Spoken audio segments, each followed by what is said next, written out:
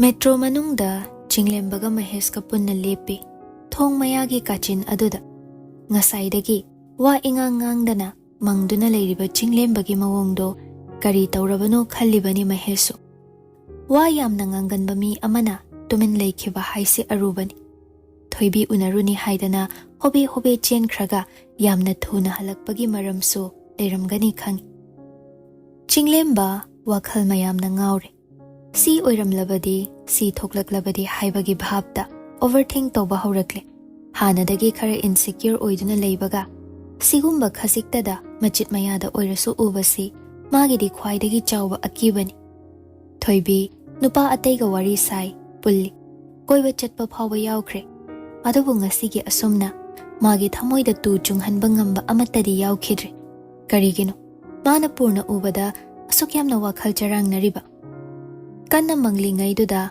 Mahesna kaurei bye how kadawrage nang bunga sise kastawdid ai kadawrage thoibiga khatnabro khanadeda nang so onthok ba ibani bunung ta khatnaba ukhrabo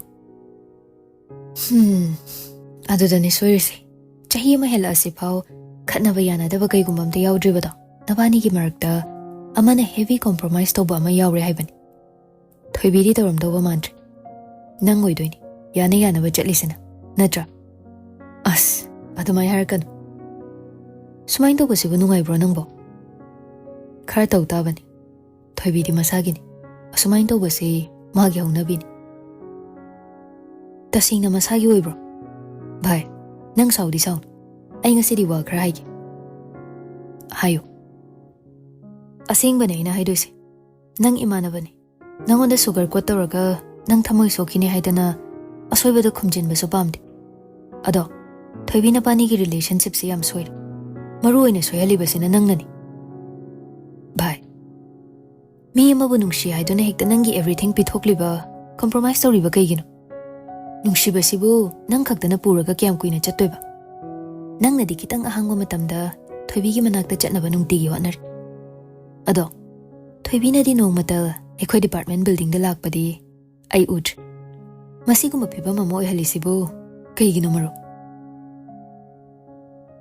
ai khangi nang haido ado sumain tawgano di harakano ai ngamdawa mande ahoi thoibina ai kashu khande shu khangi relationship se hek horakpadagi made ingonda singna haikibani aigi nungsiba se reciprocate tawba ngamdri ngamgadra khangde haidana matamduda aina kashu kaide rinaraga hana yingsi aibu chance amadi piyona haiki sumaina haukiba relationship se aina kamaina tumin phamlaga leithoktoino aina hotna pham thokdra angondagi expect tawbagi mahutta adudi nangi matam mangba natro phai haina khanbraba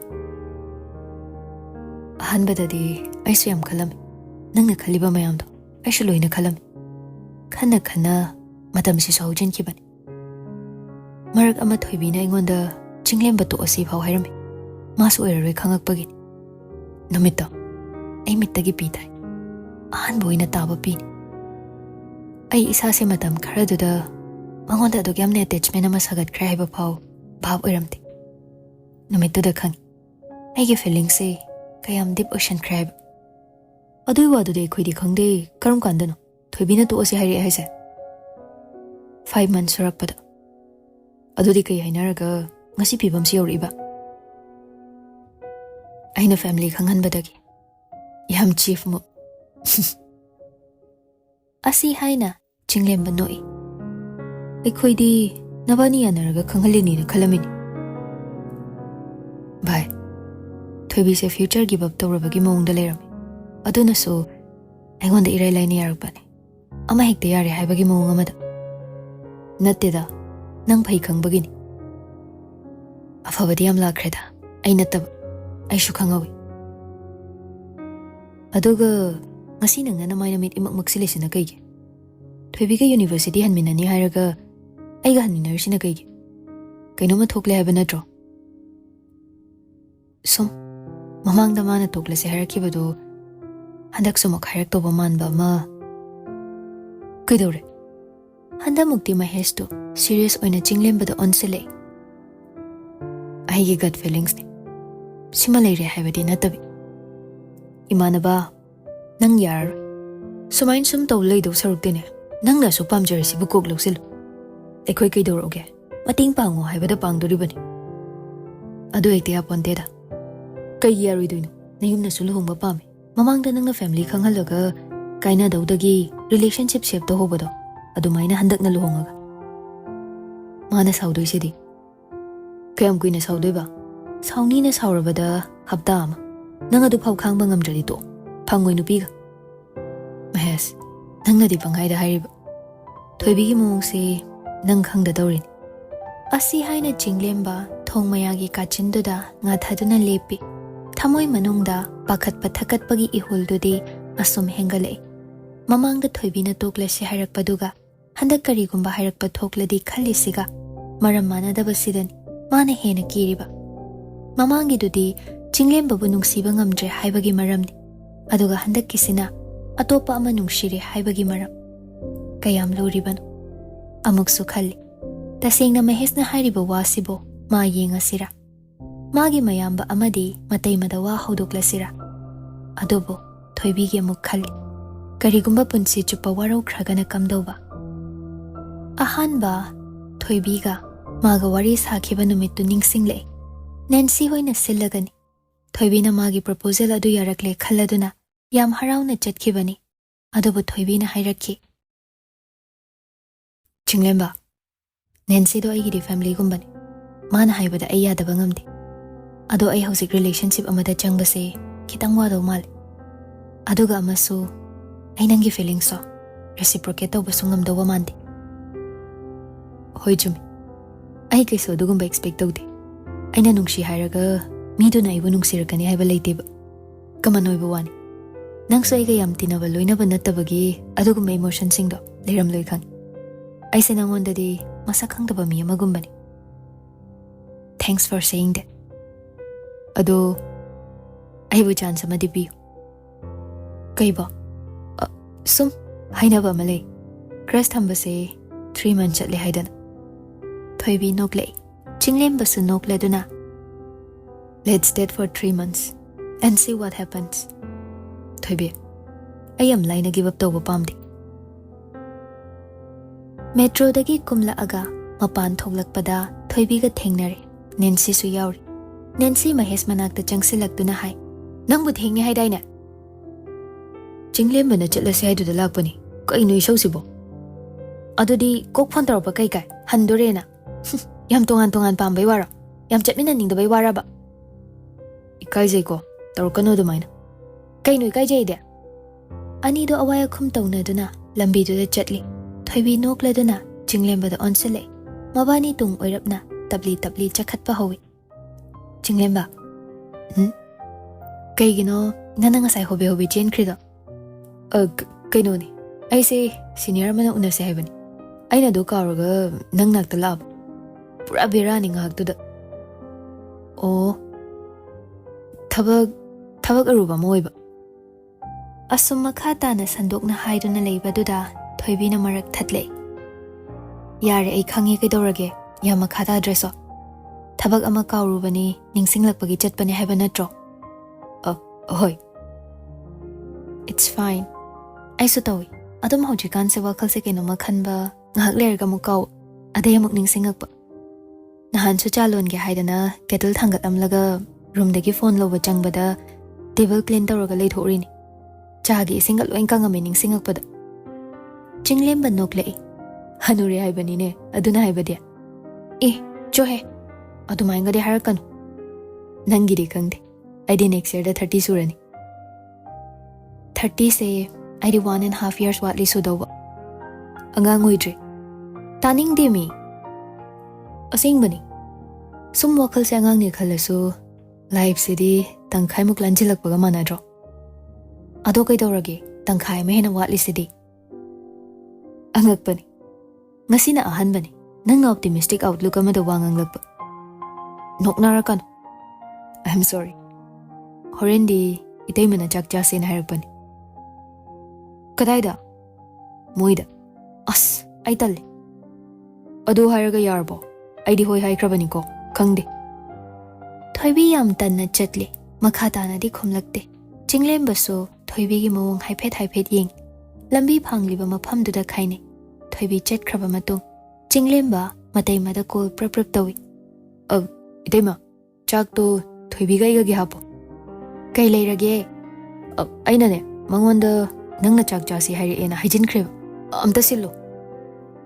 Chinglembagi waduda mataimadu kanna nokthorei. Thoibina Purnagi maramda hairamba numit adudagi Jitenga Jaminigana Purna Luna Tobasi hengatkrabani. Ayuk nganta walking chatpasu Jiten machanupi haukhidre. Purna data call tawrei tumba hodorei. Evening matamda cha thaklusi kaurei. Adudagi Jaminina amuk ensang thongba pirakani. Nong nini sida janja amani. Purna menman amatade. Ngasi su university halakpasi Jitena mabu ngaiduna leirami. Garida punna hanminare. Purna kumtharaga hai. Thank you Oja. Ado nungtigi sum ngairambado nungaiteda. Oja wanabani. Wade. Ngaiba yai haidana ngairibani. Karimta khallunu. Hoy adubadi. Ozana di nungsibiriba. Aduda aina kitang nungaitabado. Kashu kaide haibani ne ibungo. Ado horendi asom pak na kangi chai wala ama leibado. Cha thakpirusi. Nahande ingonda kauri. Aina cha kaya leikhidabaduda miss tobra kaina. Asi haina Jiten noi. Purna sunoklaga hoi hai. Asumna hairamlaga gari du thawkre. Purna leptuna leihowi. Lepna khali. Onthokpa phibam amada leire haina. Asumna yetta ngahau chatlaga yeng. Gari ama laurabadi kadaida park tawba yai haina khanduna yenglibani. Mafamdo ahangba leite. Residential area ni. Yum khudingi gari leiba singdo sorok mataiduda ayamba khamba ngaktani. Magi oiba mafam thamnei. Amana amada henjinnaba yaba natte. Masigi maraksida magi gari duna karomda litchenduna thamba. Ngahak ko yenglamlaga makhoigi apartment ta karei. Sunil thabak chatkadawagi loishinba loiramle. Ngasidai nai taba horadoro nangisa. Khotek pay duty shift to na bado matam loire. Tekna dum chasilage na ichisu. Ado demand sa bahero. Migi text message kara reply do. So the complain yam laiko. Kanay ba? Kanagi mi kya lege nangya? Nupi kya koi ge nangbo? Khangi are. Chalo. Khangni? Sakta sida nupi sing sina pami sina kamay doino khangdi. Sunil ngurung soladuna thoke. Purna mamay mamita thoklaga ngayhak pothai. Mapanda nungsit yamna sitli. Akan basafuna ahangbada humbagi makhol thokna taba matamni. Weather matasiga Jitena evening cha thaklusi harakpado khanbada khangtan tanthare. Tanjaduda Cecilia call tawrei. Yambo thabakhalaba. Ngagor. Ahide amuk chatle. Lambida le. Phone tawrakli sidi pharagda drodudi. Phasana yongnaba chatludana. Kai hairino dubo. Worried oiriro natraga avoid tawriro aiga worry saba. Hera. Khara open up tawna se. Chahi ama matam piyo hairaga chahi ama susumain sum tawraga hawan khradi kai kane. Matam piribagi kana famdo. I'm trying. Hoi, adoisu. Hotnari khangasu kadaida no mai kom thokpadawna. Loiri he paukhumdi. Phare. Ai thamagi yaudore. Okay. Take care. Phone thamkhibaga Purna laibakta makhutna pairaga ngahak lepi. Machinda murum soli. Yam exhausting oisaleda. Asi hairamlaga phone do muk thangatuna contact number singduda machegi thi. Wari pakna sanadabagi ama khada yauduna leirabani. Scroll tawduna chingkhatli aduga call tawi. Purna na call tawrakpaduda Sangamitra so ingak ngakre. Adumna nongmata phone tawraktaba mopani. Prap paikhale. Thazade nga sidia. Nupa ama phone tawra ise manglatay bangla ni aibo. Chimsia. Ay tallibo. Karino tallibo. Nupi ko ibisi tallib. Asibu wani. Ay ngonda haini na hairisibo. Ho koyo haide na ngonda. Ay na haikibadi luhongo haikibani. Hekta panghonghong bayabra haibadu. luhongbasibu phagira haibani Adunabu matam khara khangnawana aikhoi sungairi sidi paukhumse sungwa thekwate ado ai hainaraktra haiba nupido Nangna hainabasibu kanadi leiri bungo Nachina nausu nangna hainade Mari mata so hainade Nayum phawa hainadre na laktre dana Kanaga noba nangna hainadoise wathi ngangdana lei Wathi na tene asengbani Amta haira utagi Nangna hainarise karinoba yare gaidorage as Aigi apamba pamdaba haiba ma leijaidana Mioiba moina Hensu henmale haiba Ko Thabak khuding matang matam haiba ma loin leibani Nangna aningbata tauge haiba yaraktaba matangsu yaurakani Mado nangna accept toba haitriba kaigino Nangbu mature oidriba inkhalakpada ngairiba anganglo Punsise kaino khanglaba natro Aidi hairisini handakne Imagi chahi ke karmase yauroi kaina thoklaktraba Ichidi tasingna warogani khangu Kadom wari no mo Kadomdagi nate kayam kuina nang yumse avoid tawdoino mayum leitaba miro nangbo Purna tumin le sangamitra makha tare Nangse anam yam kalebung Ai nangga kamai ngangnadoino khangde Aikhoi se nang loina ba hairaktre Mayamna haibase khitangdi khanthau kaidoge Nangbu ima nungsidro chimsi imagi usopto lamta horakpasida tabani Nahana aina barton sa nangonda thakredana Nang kaiso hairaktabani adupha Minungsi khangdaba tawgan Aidi hairibasini Handakti nangi nasakto hek udraba Aidi yamna warogani Thazada tawn Phone da ngangba yaba nganglakle Purna wadi khumdabi Machina ngangliba mayamdu tumintai Minutes khara adumna nganglamlaga thamkre Nungsa sor ama sangna hondoklaga Phamungda kakhatuna longna haithai Aduga mamit uishinduna tuminle Khalle Mabu minungsi khangdaba nupa haido Tasengna oirabra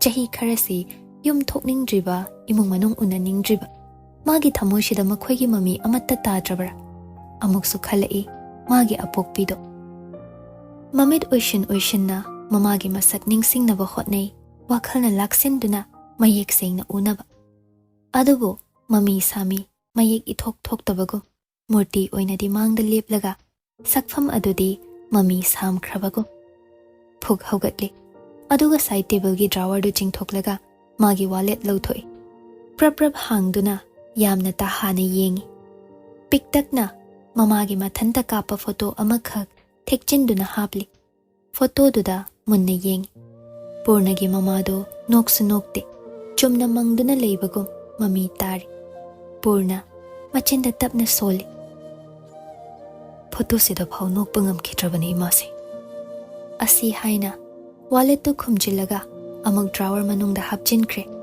Asumna ngaihak tuminna famduna lei Ngasai Sunilna message khara check taw haibadu ningsingle WakhaL du hena gloomy oiba amada chatkhidawre khaladuna phone hanglaga WhatsApp chat leiriba adomda changle Nahankhai ichangdabani message yami university gi group Makhoi gi maitai khara leiribadu gi group adudagi Ojajitena tharakpa Ceciliana tharakpa Status lomda oina changlaga mathang yeng Mayamsu wahai kharaga iraga sum thagatnabadu ubada Masu changduna irui Atiyana machu onbagum Ningsingbagi lamaisu Machu kokpa naibra Kaunaidabani khaluba Aigi WakhaL lanbra Imanangi mai thongse Nachagi ningsing lamaidagi Mayek mangba haurakle Somda thoibi ikoi koina Chinglemba hoigi matai mahoida famli Chak thonglibadu yaushingi tawi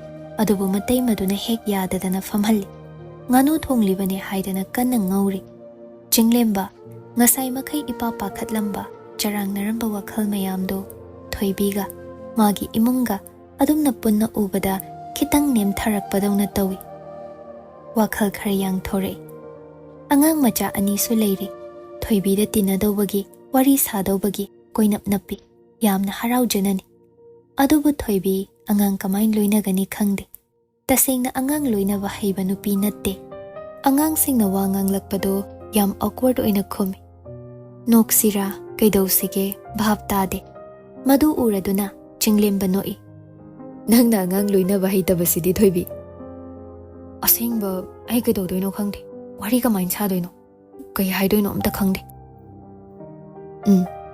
Adumain tawbadu cute oi ꯋꯥꯍꯩꯗꯨꯗ ꯊꯣꯏꯕꯤ ꯃꯤꯠꯌꯦꯡꯗꯨꯅ ꯇꯩ ꯆꯥꯅ ꯌꯦꯡꯂꯛꯇ꯭ꯔꯦ꯫ ꯐꯩꯅ ꯇꯝꯊꯤꯅ ꯌꯦꯡꯂꯦ꯫ ꯆꯤꯡꯂꯦꯝꯕ ꯋꯥ ꯉꯥꯡꯂꯝꯕꯗꯨ ꯆꯞ ꯂꯦꯞꯄꯤ꯫ ꯆꯥꯛ ꯂꯣꯏꯔꯦ ꯍꯥꯏꯗꯨꯅ ꯇꯦꯕꯜꯗ ꯁꯔꯚ ꯇꯧꯕ ꯍꯧꯔꯛꯏ꯫ ꯊꯣꯏꯕꯤꯁꯨ ꯐꯣꯟꯗꯨ ꯊꯅꯝꯂꯒ ꯆꯪꯁꯤꯟꯒꯦ ꯇꯧꯕꯗ ꯅꯦꯟꯁꯤꯒꯤ ꯇꯦꯛꯁ ꯃꯦꯁꯦꯖ ꯑꯃ ꯂꯥꯛꯏ꯫ ꯄ꯭ꯔꯞ ꯄ꯭ꯔꯞ ꯍꯥꯡꯗꯨꯅ ꯌꯦꯡꯉꯤ꯫ ꯊꯣꯏꯕꯤ, ꯍꯣꯔꯦꯟ ꯑꯩ ꯌꯦꯟꯁꯥꯡ ꯄꯨꯔꯛꯎꯀꯣ, ꯅꯊꯟ ꯆꯥꯔꯒ ꯍꯜꯂꯛꯀꯅꯨꯀꯣ꯫ ꯑꯗꯣ ꯕꯤꯄꯤꯟꯅ ꯆꯤꯡꯂꯦꯝꯕ ꯅꯕꯥꯅꯤꯒꯤ ꯐꯣꯇꯣ ꯁ꯭ꯇꯦꯇꯁ ꯊꯝꯍꯧꯏ꯫ ꯊꯣꯏꯕꯤ ꯃꯃꯤꯠ ꯂꯥꯎꯊꯣꯛꯇꯨꯅ ꯁ꯭ꯇꯦꯇꯁꯇ ꯑꯃꯨꯛ ꯆꯪꯉꯤ꯫ ꯆꯤꯡꯂꯦꯝꯕꯒ ꯃꯥꯒ ꯂꯥꯏꯕ꯭ꯔꯦꯔꯤ ꯃꯌꯥꯗ ꯀꯥꯞꯄ ꯐꯣꯇꯣꯅꯤ꯫ ꯀꯦꯞꯁꯟꯗꯅ ꯏꯔꯤ, "ꯀꯄꯜ ꯑꯣꯐ ꯗ ꯁꯦꯟꯆꯨꯔꯤ"꯫ ꯃꯥ ꯁꯤꯒꯨꯝꯕꯁꯤ ꯀꯌꯥ ꯍꯩꯅꯗꯦ꯫ ꯌꯥꯝꯅ ꯃꯤꯒꯤ ꯃꯃꯥꯡꯗ ꯑꯁꯨꯝꯅ ꯎꯠꯄ, ꯁ꯭ꯇꯦꯇꯁ ꯊꯝꯕ ꯃꯥꯅ ꯈ꯭ꯋꯥꯏ ꯄꯥꯝꯗꯕ ꯊꯕꯛꯅꯤ꯫ ꯈꯣꯏꯗꯧ ꯈꯔ ꯁꯥꯎꯒꯠꯂꯤ꯫ ꯑꯗꯨꯕꯨ ꯇꯞꯊꯔꯗꯨꯅ ꯐꯣꯟꯗꯨ ꯃꯨꯠꯊꯠꯂꯒꯦ ꯇꯧꯕꯒ ꯄꯨꯔꯅꯒꯤ ꯁ꯭ꯇꯦꯇꯁ ꯑꯗꯨ ꯎꯔꯛꯏ꯫ ꯉꯁꯤꯅ ꯑꯍꯥꯟꯕꯅꯤ ꯁ꯭ꯇꯦꯇꯁ ꯎꯕ꯫ ꯑꯃꯨꯛꯇ ꯊꯝꯗꯕ ꯃꯤꯗꯨꯅ ꯁ꯭ꯇꯦꯇꯁ ꯂꯩꯔꯝꯕꯗꯨꯗ ꯉꯛꯈ꯭ꯔꯦ꯫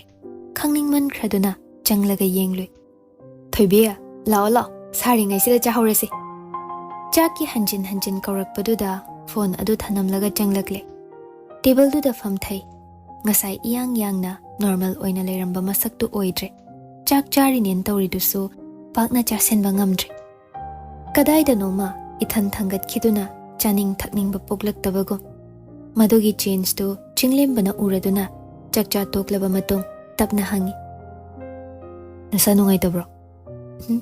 "ꯀꯩꯁꯨ ꯇꯧꯗꯦ"꯫ ꯑꯁꯨꯝꯅ ꯆꯥꯕ ꯂꯣꯏꯕꯒ ꯉꯥꯏꯍꯥꯛ ꯋꯥꯔꯤ ꯋꯥꯇꯥꯏ ꯇꯧꯔꯕ ꯃꯇꯨꯡ ꯌꯨꯝꯗꯨꯗꯒꯤ ꯊꯣꯛꯂꯛꯂꯦ꯫ ꯆꯤꯡꯂꯦꯝꯕꯅ ꯊꯤꯟꯒꯦ ꯍꯥꯏꯗꯅ ꯈꯣꯡꯅ ꯊꯤꯟꯗꯣꯔꯛꯏ꯫ ꯅꯦꯟꯁꯤꯒꯤ ꯁꯔꯨꯛꯅꯤ ꯍꯥꯏꯗꯅ ꯄꯨꯔꯛꯂꯤꯕ ꯇꯤꯐꯤꯟꯗꯨ ꯆꯤꯡꯂꯦꯝꯕꯅ ꯌꯥꯜꯂꯤ꯫ ꯄꯨꯡꯗꯤ 10 ꯍꯦꯜꯂꯦ꯫ ꯍꯥꯟꯅꯒꯨꯝꯅ ꯅꯨꯡꯁꯤꯠꯁꯨ ꯌꯥꯝ ꯁꯤꯠꯄ ꯃꯇꯥꯡ ꯑꯣꯏꯔꯤ꯫ ꯄꯥꯔꯛ ꯅꯥꯀꯜꯗ ꯊꯩꯗꯨꯅ ꯂꯥꯛꯄꯗ ꯖꯤꯇꯦꯟꯒ ꯄꯨꯔꯅꯒ ꯊꯦꯡꯅꯩ꯫ ꯖꯤꯇꯦꯟꯅ ꯃꯆꯥꯅꯨꯄꯤꯗꯨ ꯎꯔꯗꯨꯅ ꯀꯧꯁꯤꯜꯂꯛꯏ꯫ ꯑꯣꯖꯥ ꯑꯅꯤꯗꯨꯗꯤ ꯆꯥ ꯊꯛꯄ ꯊꯣꯛꯂꯛꯄꯅꯤ꯫ ꯆꯤꯡꯂꯦꯝꯕꯅ ꯃꯈꯣꯏ ꯃꯇꯩ ꯃꯍꯣꯏꯗ ꯆꯥꯛ ꯆꯥꯔꯨꯕꯒꯤ ꯄꯥꯎ ꯇꯝꯃꯤ꯫ ꯄꯨꯔꯅꯁꯨ ꯅꯣꯛꯃꯤ ꯅꯣꯛꯃꯤ ꯇꯧꯗꯨꯅ ꯆꯥ ꯀꯞ ꯃꯆꯥꯗꯨ ꯄꯥꯏꯔꯒ ꯅꯥꯀꯜ ꯑꯃꯗ ꯇꯨꯃꯤꯟ ꯂꯦꯞꯇꯨꯅ ꯂꯩ꯫ ꯃꯈꯣꯏ ꯃꯌꯥꯝꯒꯤ ꯋꯥꯔꯤꯗꯨ ꯇꯥꯗꯨꯅ ꯃꯥ ꯆꯪꯁꯤꯟꯗꯨꯅꯗꯤ ꯌꯥꯎꯁꯤꯜꯂꯛꯇꯦ꯫ ꯊꯣꯏꯕꯤ ꯄꯨꯔꯅꯗ ꯌꯦꯡꯂꯛꯏ꯫ ꯈꯜꯂꯤ, ꯃꯌꯨꯝꯗ ꯀꯔꯤ ꯊꯣꯛꯂꯕꯖꯥꯠꯅꯣ? ꯃꯤꯠꯌꯦꯡꯗꯣ ꯑꯗꯨꯛꯀꯤ ꯃꯇꯤꯛ ꯀꯟꯁꯔꯟ ꯑꯣꯏꯅ, ꯋꯥꯔꯤꯠ ꯑꯣꯏꯅ ꯌꯦꯡꯕ ꯃꯤꯠꯌꯦꯡꯅꯤ꯫ ꯑꯗꯨꯕꯨ ꯊꯣꯏꯕꯤ ꯃꯁꯥꯅꯗꯤ ꯈꯪꯖꯗꯦ ꯃꯥꯅ ꯑꯗꯨꯒꯨꯝꯕ ꯃꯤꯠꯌꯦꯡ ꯑꯃ ꯄꯨꯔꯅꯗ ꯌꯦꯡꯉꯤ ꯍꯥꯏꯕꯁꯤ ꯃꯥ ꯃꯁꯥ ꯈꯪꯗꯦ꯫